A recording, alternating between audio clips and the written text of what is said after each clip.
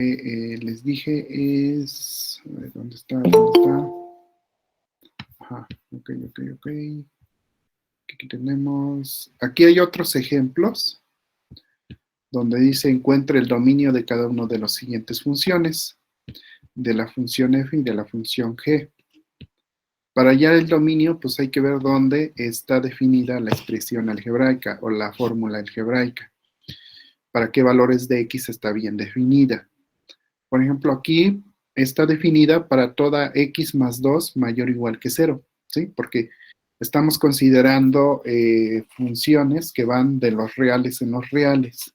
Entonces, la raíz en los reales, la raíz cuadrada está definida solamente para números positivos o 0. Entonces, x más 2 tiene que ser mayor o igual que 0. Es decir, x debe ser mayor o igual que menos 2. Por lo tanto, el dominio de esta función pues es el intervalo cerrado por la izquierda, menos 2, infinito. ¿Ok? Menos 2, infinito.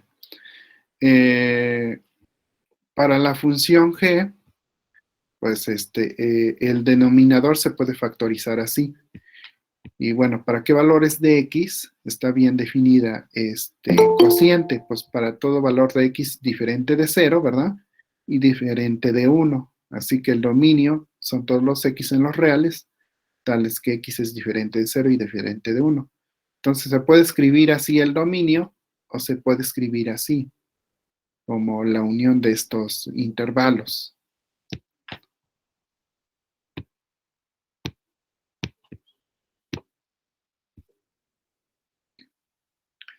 Ahora, regresando un poco a la gráfica de una función, ¿cuándo podemos saber si la gráfica de una función o la curva de la curva sobre el plano XY, la curva es la gráfica de una función? Si una curva es la gráfica de una función, ¿cuándo podemos saber? Pues aplicando la prueba de la recta vertical, ¿sí? Si esta recta vertical, que es perpendicular al eje X, toca solamente en un punto a la curva, en todo su dominio, entonces es la gráfica de una función. Si esta recta vertical, como es este caso, toca en más de un punto, aquí se está tocando la curva, está intersectando a la recta vertical en 2 puntos. Entonces, si esa recta vertical toca la curva en más de un punto, pues la curva esta no es la gráfica de una función, ¿ok? Entonces, ahí hay que tener cuidado a la hora de decir que una curva es la gráfica o no es la gráfica de una función, aplicando esta prueba de la recta vertical.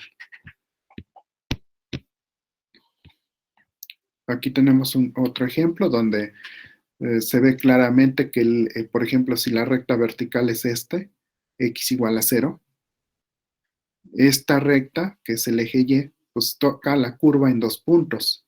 Por lo tanto, esta curva no es la gráfica de una función, aunque sí satisface pues esta ecuación algebraica, ¿verdad? Todos estos puntos satisfacen esta ecuación algebraica, pero bueno, así como está, no es la gráfica de una función, ¿ok? Sin embargo, si lo estudiamos por separado, por ejemplo, primero la parte que está por arriba del eje X y luego la parte que está por abajo del eje X, bueno, por separado sí es la curva de una función. Y esta curva, pues, es la gráfica de esta función. Y esta otra curva es la gráfica de esta función. ¿Ok?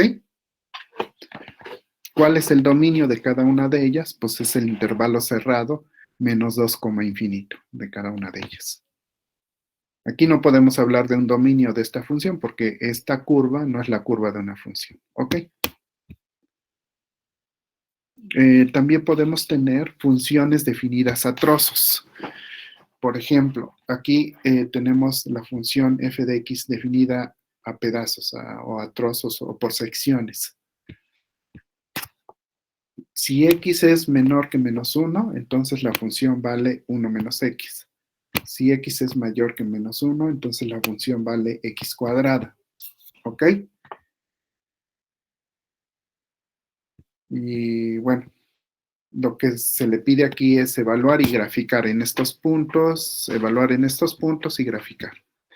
F en menos 2, F en menos 2, pues como menos 2 es menor que menos 1, pues hay que evaluar acá. Entonces, si evaluamos y nos da 3, ¿ok? Evaluamos ahí la función y nos da 3. Como para x igual a menos 1, pues sigue estando acá. Evaluamos otra vez y nos da 2.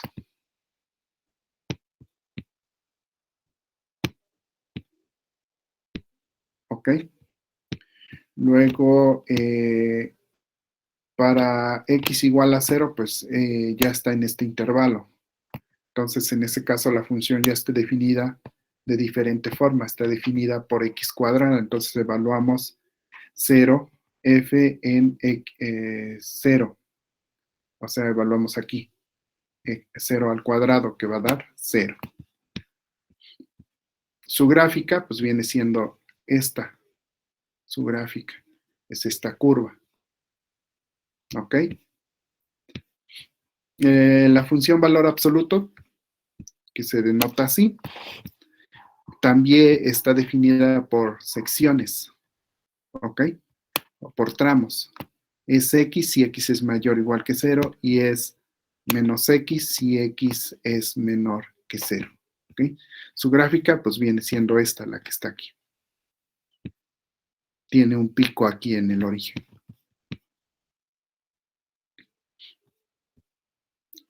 Otra función definida por secciones o por tramos es esta, que es una función escalón, ¿sí? Porque en cada subintervalo se le asocia una constante. Es constante en cada intervalo. Y bueno, su gráfica es como un escalón. De ahí el nombre de funciones escalonadas.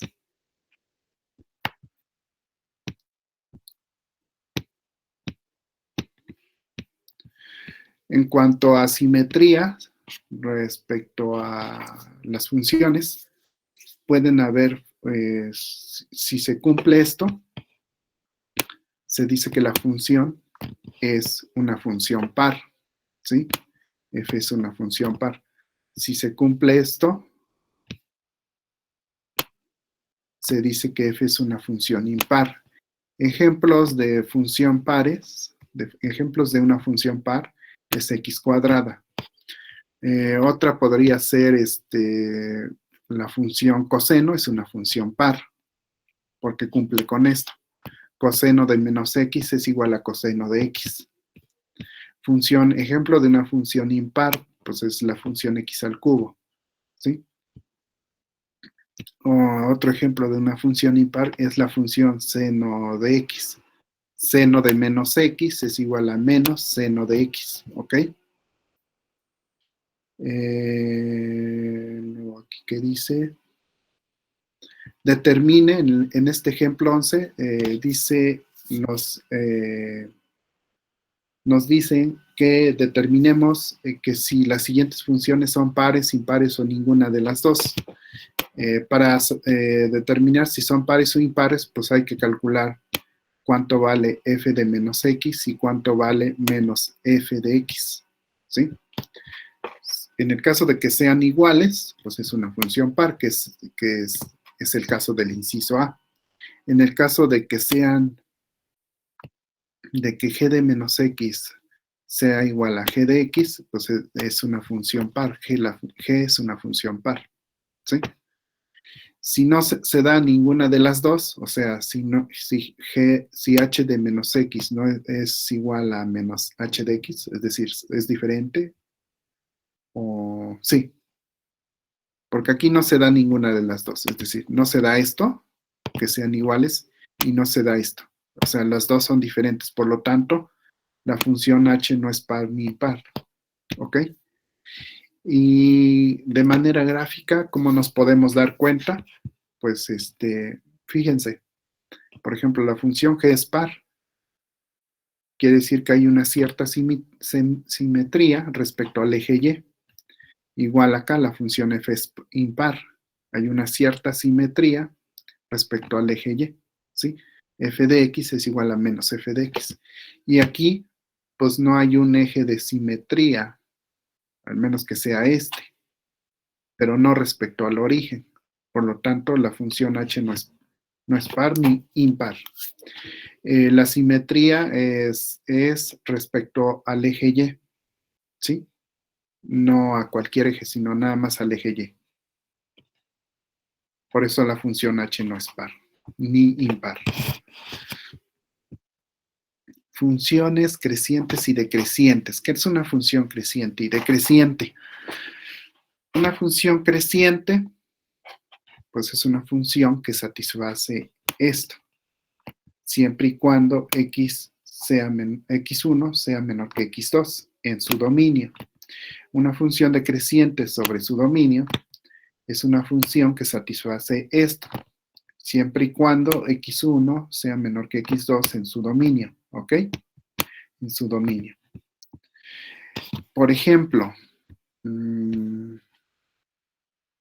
pues aquí tenemos un diagrama. Tenemos aquí la gráfica de una función del intervalo A hasta el intervalo B. Ahí en ese intervalo de A hasta B, ese va a ser el intervalo I de A hasta B. Ahí la función es creciente porque dados cualquiera dos valores sobre el intervalo, x1 menor que x2, f de x1 siempre va a ser menor que f de x2. Si consideramos el intervalo BC, ahí es una función decreciente, ¿sí? ¿Sí? Porque dado dos valores x1 menor que x2, f de x2 va a ser mayor que f de x1, es decir, se va a satisfacer esto. Y del intervalo CAD, pues otra vez es creciente la función, ¿ok? Por ejemplo, ejemplos concretos, pues viene siendo una función creciente, es la función exponencial. Por aquí los grafiqué. Por ejemplo, pueden usar Symbolat para graficar funciones. Y aquí en curva en rosa es la gráfica de la función exponencial. La curva en verde es la gráfica de 1 entre x, ¿ok? El 1 entre x pues es decreciente en el intervalo abierto 0, infinito. Y y también decreciente aquí, ¿verdad? A ver. Ajá, también decreciente en el intervalo menos infinito, 0, abierto.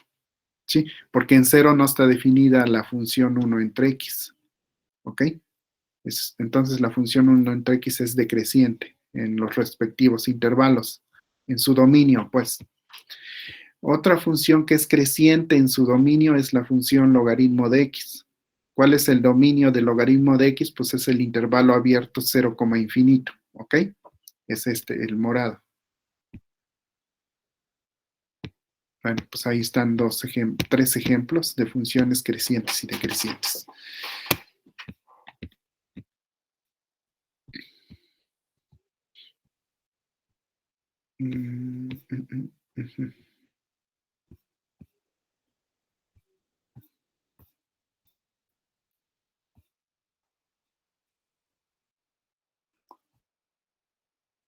Bueno, luego sigue la sección de modelos matemáticos.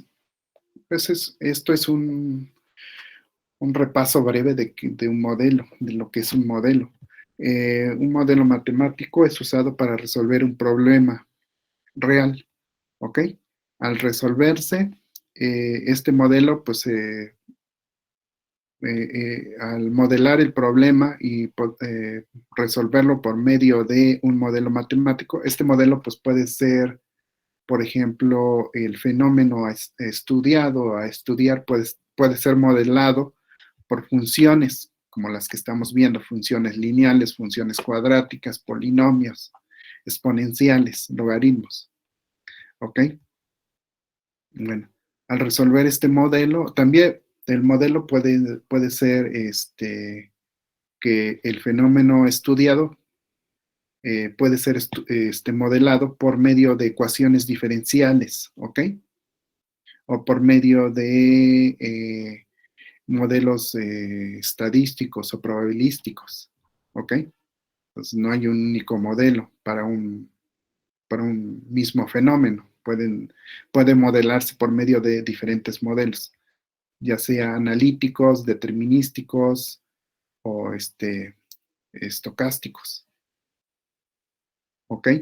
Eh, Al resolver este modelo, pues nos van a dar ciertas soluciones matemáticas que deben de ser interpretadas para poder pues, resolver o predecir eh, algún evento, ¿no? Del mundo real o del problema real que se está resolviendo. Hay diferentes modelos para resolver un problema. Por ejemplo, se puede resolver un problema por medio de funciones lineales. Una función lineal, pues es una función de esta forma, m por x más b, donde m es una constante, x es la variable y b es otra constante. Así como está, pues es una recta para ciertos valores de m y b. Por ejemplo, si m es 3 y b es 2, viene siendo esta recta. Y puede modelar algún fenómeno o algún problema que se quiera resolver por medio de una función lineal o un modelo lineal.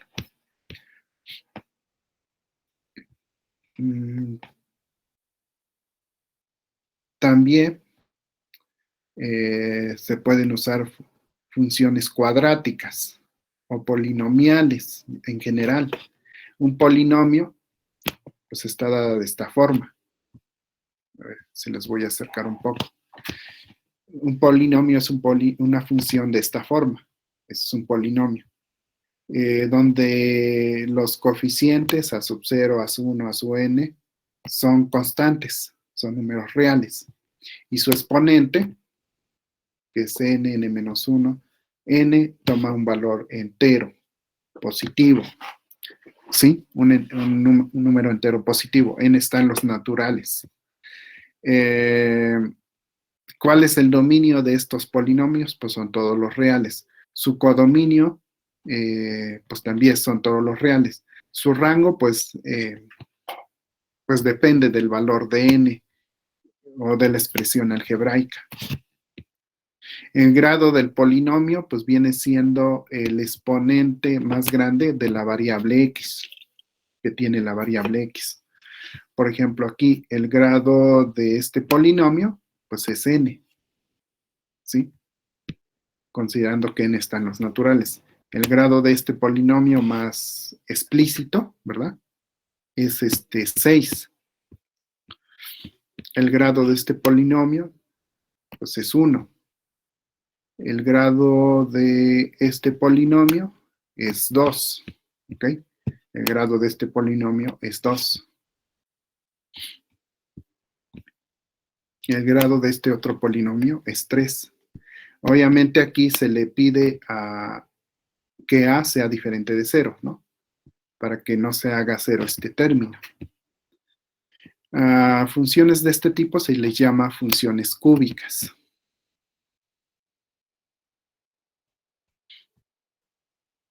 Por ejemplo, aquí están modelando por medio de una función cuadrática, que es esta, la caída de en este caso, de una pelota que se deja caer desde una torre a 450 metros de altura, por encima del suelo. Y bueno, la idea es que a partir de estos datos, de esta tabla,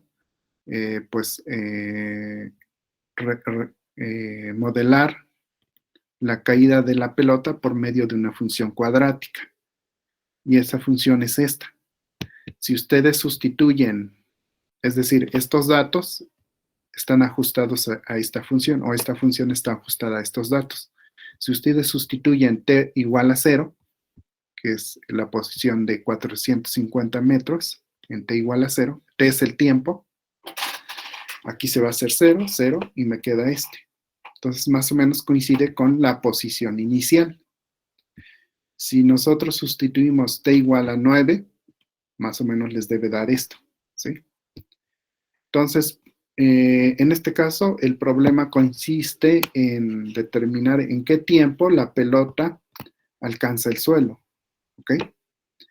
Para saber en qué tiempo llega al suelo la pelota, pues hay que igualar la función h a 0. Y entonces el problema consiste en resolver esta ecuación cuadrática, que se puede resolver por medio de la fórmula general, ¿ok? O fórmula cuadrática, que es esta. Aquí hay dos posibles respuestas, una con signo positivo y otra con signo, no sé si las dos sean con signo positivo o negativo, habría que calcularlas, ¿no?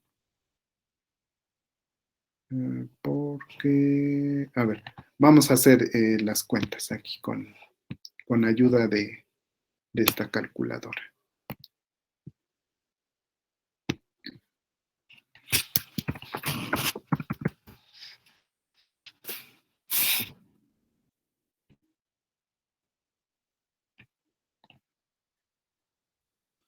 Soluciones.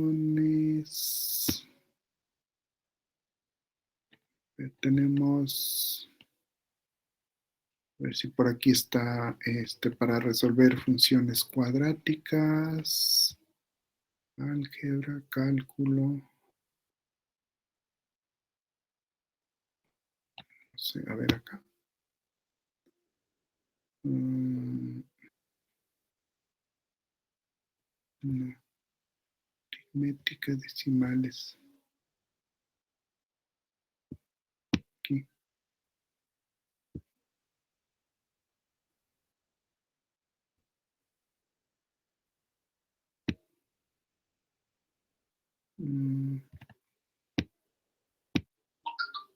No. Bueno, creo que a ver, no sé si poner a ver, voy a poner y a ver si me resuelve algo.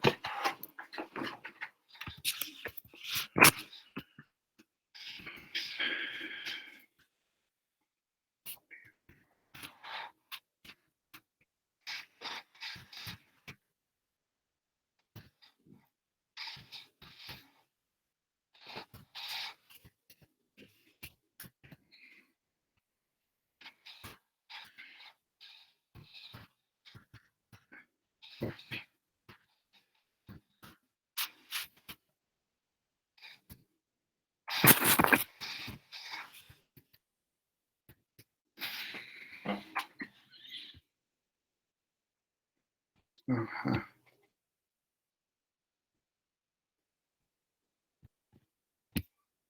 Por la fórmula general, se supone que, ajá, hay un valor con signo positivo y hay otro con signo negativo.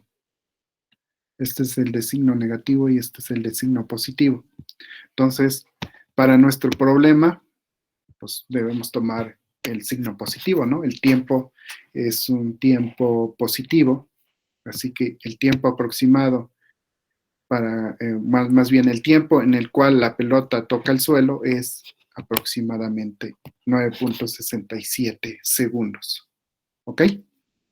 Entonces, este es un ejemplo claro de cómo se está modelando la caída de una pelota y el problema que se está resolviendo, ¿no?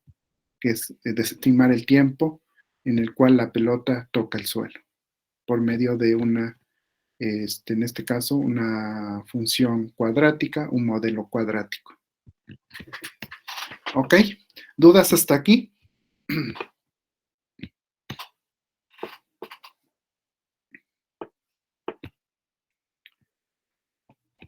No, profe. Creo que no, profe. Ok. También tenemos otro tipo de funciones, aparte de las polinomiales, o cuadráticas, o cúbicas, que son estas. X a la, donde la base es la variable y el exponente es una constante, ¿sí? Aquí el exponente es una constante. A ese tipo de funciones se llaman funciones potencia o función potencia. Cuando el exponente es un entero, pues estamos ante un polinomio de grado n, ¿sí?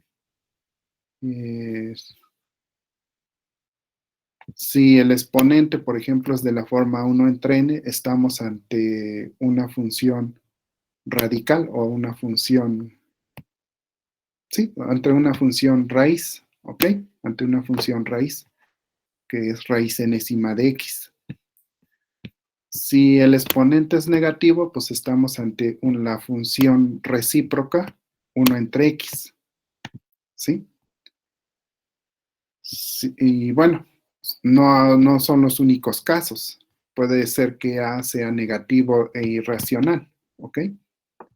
Entonces, hay una gama amplia de funciones, de funciones potencia, ¿ok? Hay una amplia gama de funciones potencia.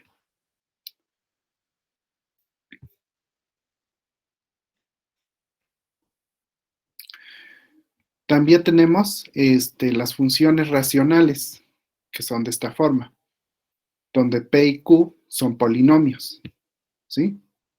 Esas son las funciones racionales. Y por último, tenemos las algebraicas, que es una composición o suma o, bueno, una combinación de las funciones anteriores entre funciones radicales, funciones polinomiales, multiplicación, división, funciones racionales, ¿ok? Es una combinación de funciones, las funciones algebraicas.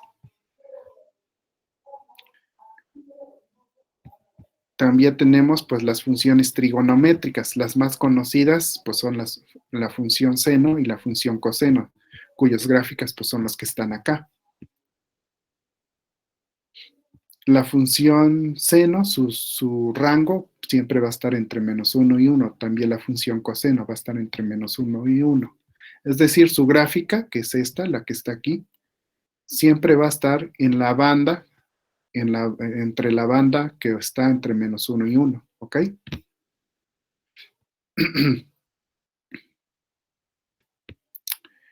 También pues las funciones seno y coseno cumplen con estas propiedades, que son periódicas de periodo 2pi. Es decir, seno de x más 2pi es seno de x, coseno de x más 2pi es coseno de x. ¿Qué más? ¿Qué más habíamos dicho de la función seno? Que la función seno es impar, que la función coseno es impar. Función coseno par, función seno impar. De hecho, se ve de aquí, de su gráfica. ¿Ok? La función tangente, que se puede definir por medio de las funciones seno y coseno. Y la función tangente es una función periódica de periodo pi. Es decir, en cada intervalo de longitud pi, su gráfica se vuelve a repetir. Eso quiere decir que es una función periódica.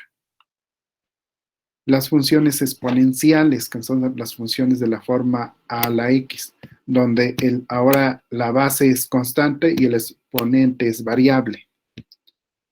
Entonces, un ejemplo de una función exponencial es la función f de x igual a 2 a la x. Otra es 0.5 a la x.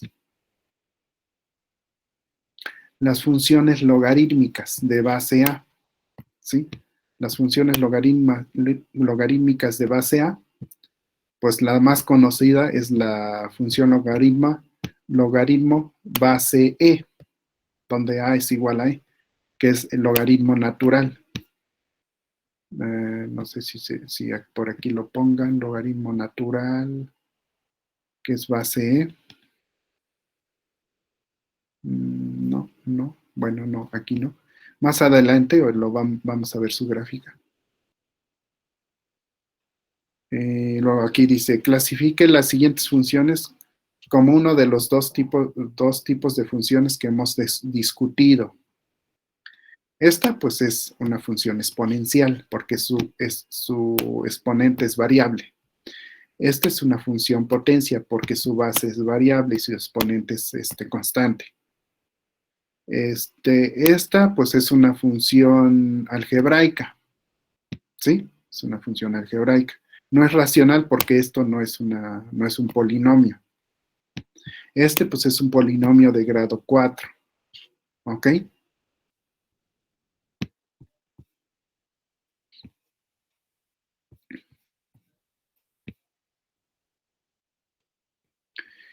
Y bueno, luego tenemos nuevas funciones a partir de funciones viejas, de viejas funciones. ¿Cómo se calculan? Pues se calculan a partir de funciones conocidas por medio de sumas, diferencias, multiplicación o sumando una constante, como es el caso que está aquí. División, multiplicación, multiplicando por menos. Entonces, nuevas funciones a partir de otras, pues es realizando las operaciones ya conocidas que ya tenemos, que es suma de funciones, multiplicación de funciones, composición de funciones. Por aquí debe estar la composición de funciones. Miren, aquí está. Combinaciones de funciones. Está la suma de dos funciones se define así. ¿Ok? La suma de dos funciones se define así. La resta de dos funciones se define así. ¿Sí? La multiplicación de dos funciones, pues se define así. La división de dos funciones se define como f de x entre g de x. Así se define. Tanto el producto como el cociente de dos funciones. Obviamente sus dominios pues van a cambiar de la función que resulta al multiplicar o dividir, sumar o restar. Composición, ahora vamos con la composición, ¿sí? Composición de funciones, que es cuando se compone más de dos o más funciones. Entonces, es otra operación de funciones. Y de hecho aquí está la definición. Dadas dos funciones f y g, la función compuesta f con g,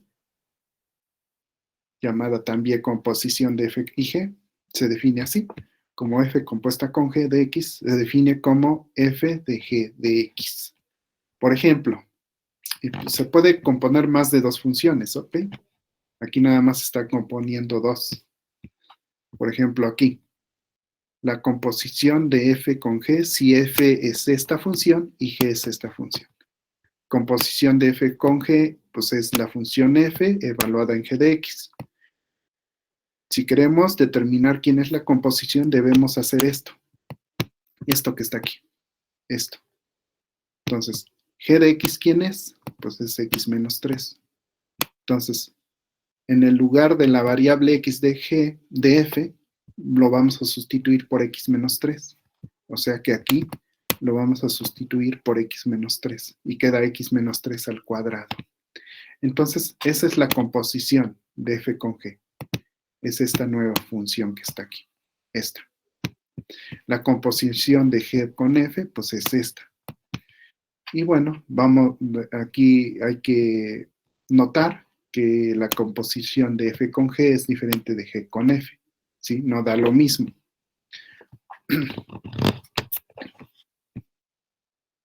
Aquí hay otros ejemplos, composición de f con g. Simplemente pues se aplica la definición tal cual para poder hallar la composición. Entonces, en el lugar de la variable x de la función f, se sustituye por g, que es raíz de 2 menos x. Y aquí Entonces, en la raíz debemos poner la función g.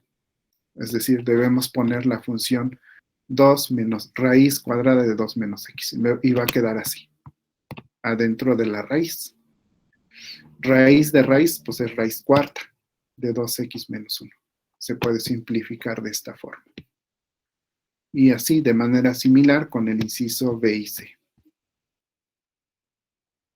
Aquí están componiendo tres funciones, f, g y h. Aquí tenemos, pues, aquí la función f es una función racional, la función g es una función potencia, la función h, pues, es un polinomio de grado 1. La composición de los tres, pues, se debe aplicar la definición dos veces. Primero f compuesta con g y luego g compuesta con h. Y va a quedar así. Al hacer las evaluaciones respectivas, ¿verdad? Del interior al exterior, va a quedar de esta forma. ¿Ok? Esa es la composición f compuesta con g compuesta con h. Es esta función. No sé si tengan dudas aquí en el ejemplo 8.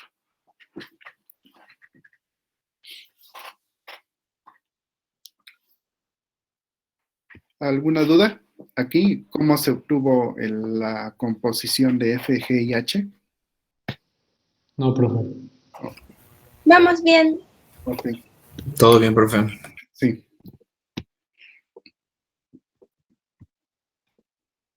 Entonces, aquí tenemos, aquí es el ejemplo inverso, dice, dada esta función, determinar tres funciones, f, g y h, tales que su composición de f. Este es el proceso inverso. Entonces, se puede considerar que h es x más 9, o sea, lo que está en el argumento de coseno.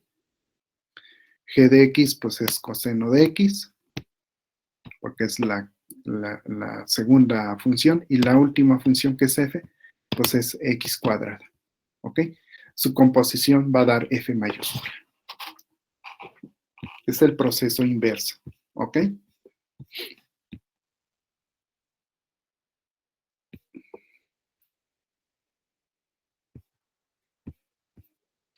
Bueno, aquí pues ya usan pues los dispositivos de graficación para graficar funciones.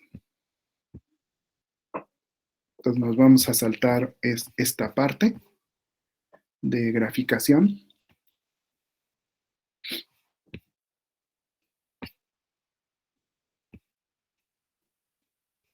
Y vamos a funciones exponenciales. Las funciones exponenciales que ya habíamos definido arriba, pues es de la forma a la x, donde la base es constante y el exponente es variable. Es una función exponencial. ¿Ok? Ejemplos de una función exponencial, pues viene siendo, a ver, viene siendo ¿quién?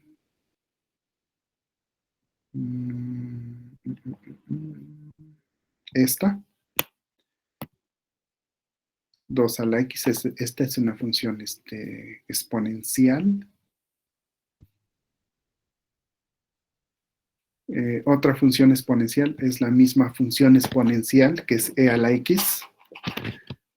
De ahí el nombre de función exponencial.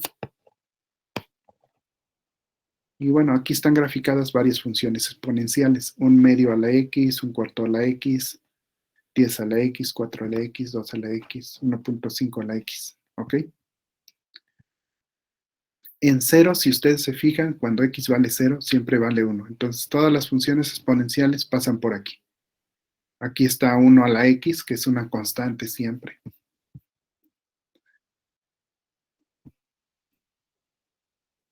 Para estas funciones exponenciales, pues se cumplen las leyes de los exponentes. Si nosotros multiplicamos dos funciones exponenciales, pues se cumple esto. Si nosotros dividimos dos funciones exponenciales, se cumple esto. Si nosotros elevamos una función exponencial elevado a otro exponente, se cumple esto. También se cumple esto si tenemos el mismo exponente, se cumple esto para las funciones exponenciales. Si el exponente es la misma variable. ¿Ok? Si el exponente es diferente variable, se cumple esta propiedad. Es decir, se cumplen las mismas leyes de los exponentes para las funciones exponenciales que para los números reales. ¿Ok?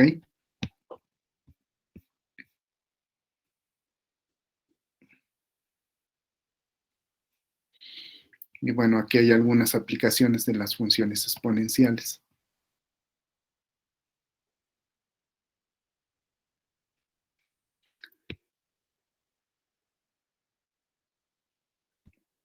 Funciones inversas y logarítmicas.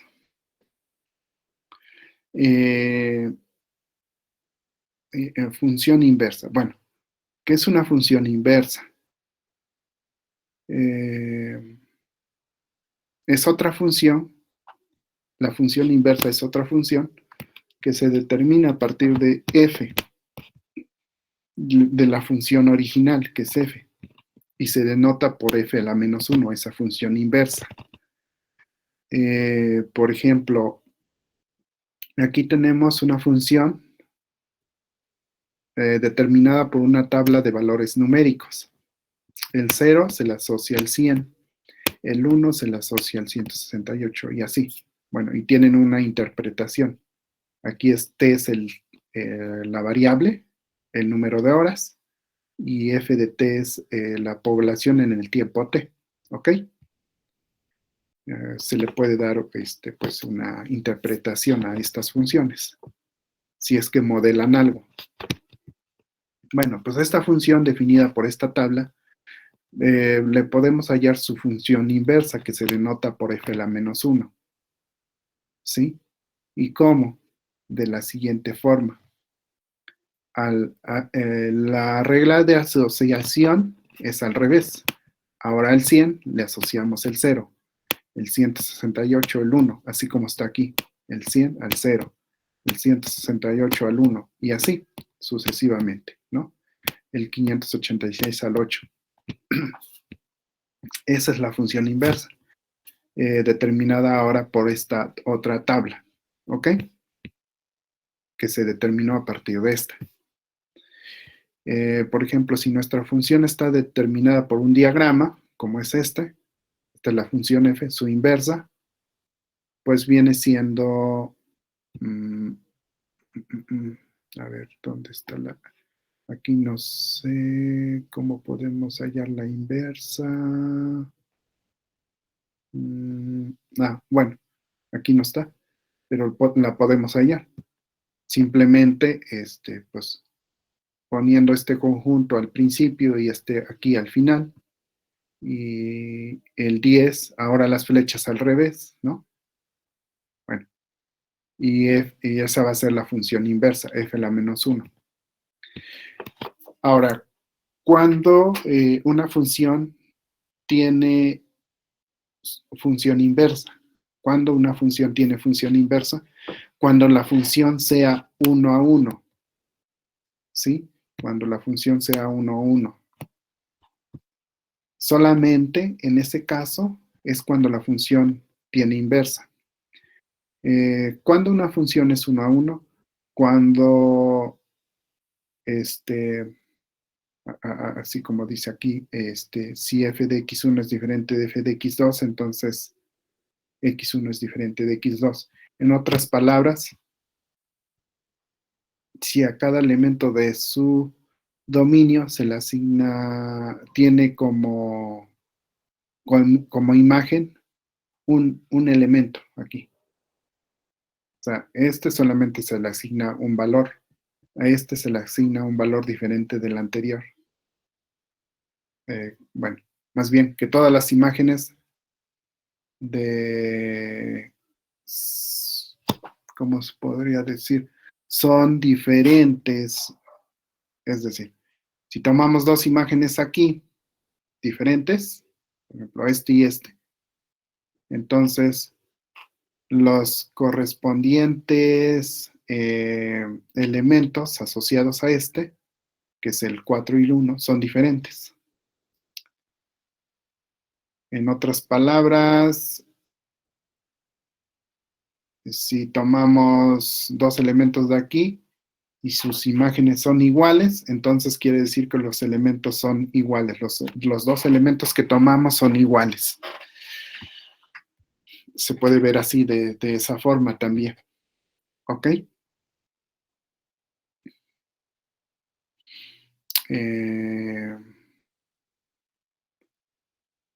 No sé, otra forma de ver cuando una función es 1 a 1 es, les decía que a cada elemento de aquí solamente se le asocia un elemento de aquí.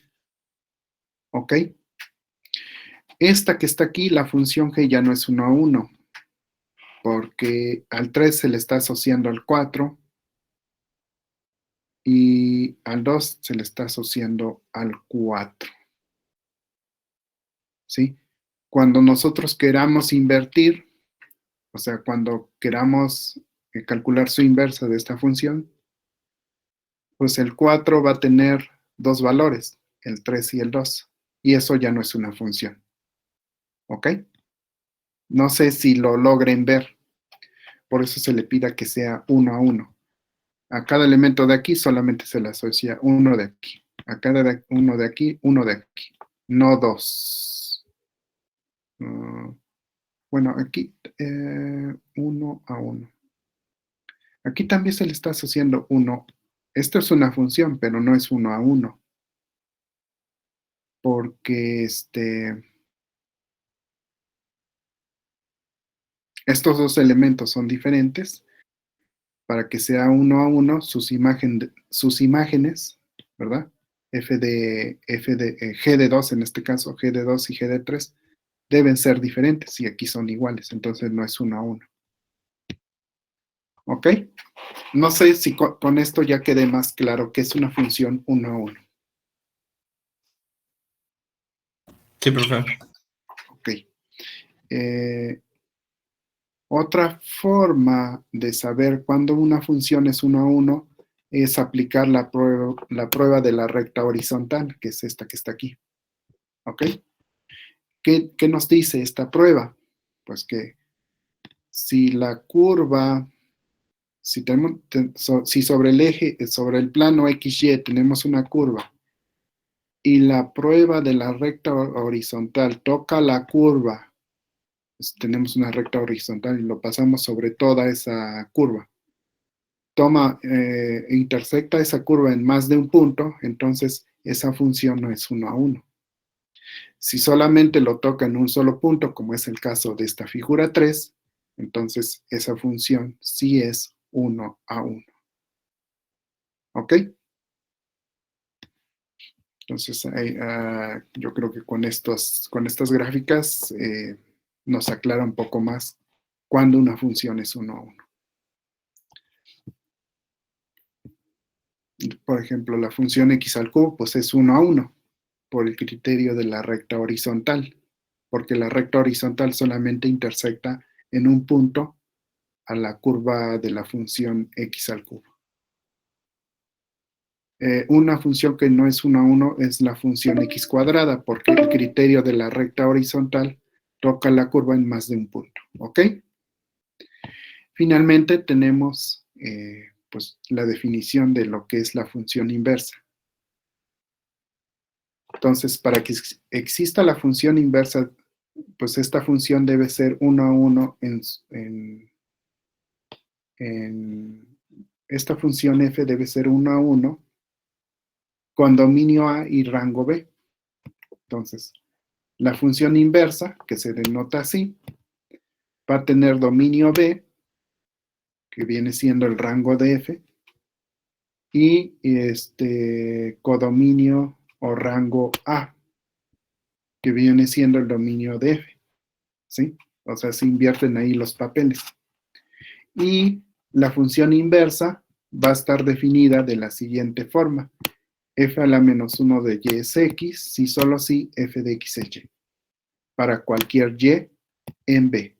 ¿Quién es B? Pues B es el rango de la función f, o también que viene siendo el dominio de la función inversa. ¿Ok? En otras palabras, el dominio de la función inversa es igual al rango de la función f, y el rango de la función inversa es igual al dominio de f, siempre y cuando exista la inversa de la función f y f sea 1 a 1. ¿Ok? Bueno, lo dejamos aquí hasta la definición de función inversa. ¿Ok? Y ya nos vemos la siguiente clase, que sería mañana a la 1, ¿verdad? A la 1. ¿Alguna duda hasta aquí, jóvenes? Bueno, respecto a la definición o a lo que vimos anteriormente. De mi parte, no, profe. Ok. No, profe, todo claro. Bueno, entonces se les queda revisar todo el capítulo 1 hasta la página 60, ¿ok? O hasta la definición. Profe, Sí. disculpe una pregunta. Creo que su siguiente clase es el jueves a la 1, ¿no? No mañana, miércoles. Ah, perdón. Sí, el jueves. El jueves, a la 1. Bueno, pues entonces nos vemos el jueves, ¿ok? A la 1. El jueves a la 1. Ok, profe. Muchas gracias. Sí, profe, gracias. Profe, hasta luego. Hasta luego, profe. Gracias, profe. Gracias, Hasta hasta luego. luego. Hasta luego, profe. Gracias, hasta luego.